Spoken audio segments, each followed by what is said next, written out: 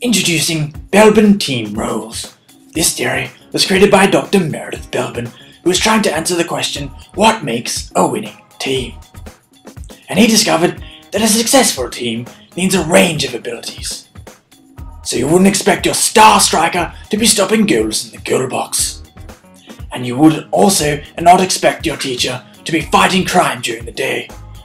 They'd be much more effective in their known habitat, the classroom, which is where these team roles really shine.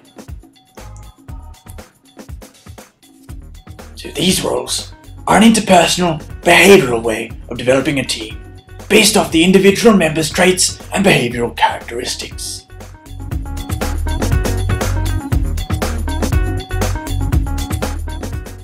Belbin discovered that a team with specialist roles will always beat a team filled with all-rounders, as long as the members of the team work together, like a colony of ants, with the workers, soldiers and queen all working together in perfect harmony for the good of the colony.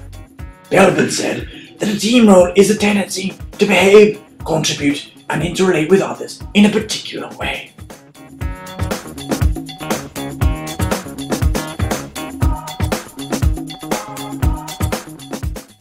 Belbin team roles are comprised of 9 separate components, which contribute to the team in 3 separate ways. The first 3 are comprised within the thinking-oriented roles. The thinking-oriented roles carry the brain power to find and complete the objectives of the task and come up with the strategies.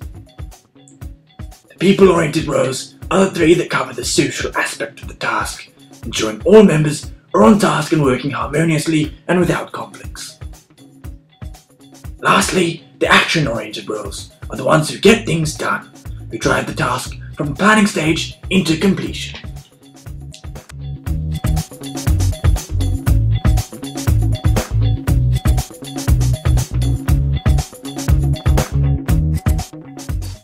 First up are the thinking-oriented roles. The first role is that of the plant.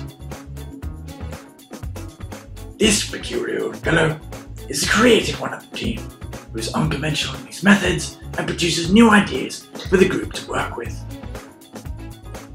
Next up, we have the monitor evaluator. This smarty pants gives the logical eye for the task, keeping the direction and focus for the team, and is very objective-minded.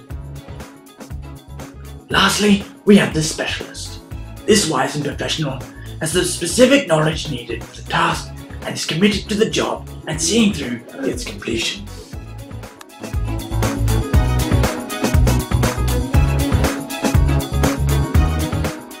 Next up are the people-oriented group of roles. First of these is the coordinator. This leader delegates work to the other members, has a great focus on the task's objectives, and gives instructions to the other team members. Secondly is the resource investigator. This old chap is curious and innovative in his approach to the task. He creates the resources and gains contacts for the team and is rather extroverted in his dealings with others. The last thinking role is that of the team worker. These are flexible members of the team, performing jobs across all facets of the task and enjoy developing strong relationships with the other members to aid them in their tasks.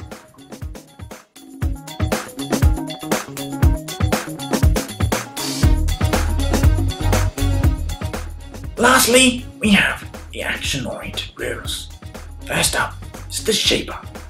This motivator loves the task to be done as efficiently as possible and the team chugging along at a steady pace, providing motivation for the rest of the team. Next is the implementer. This workhorse of the team is a great planner, is always practical in his approach to the task and is organised, developing a system of doing each meta task to complete the overall objective. And finally, we have the completer finisher. This member acts as an overseer for the task, developing the final product and ensuring the work is looking marvellous and making sure the finished product will be ready before the deadline.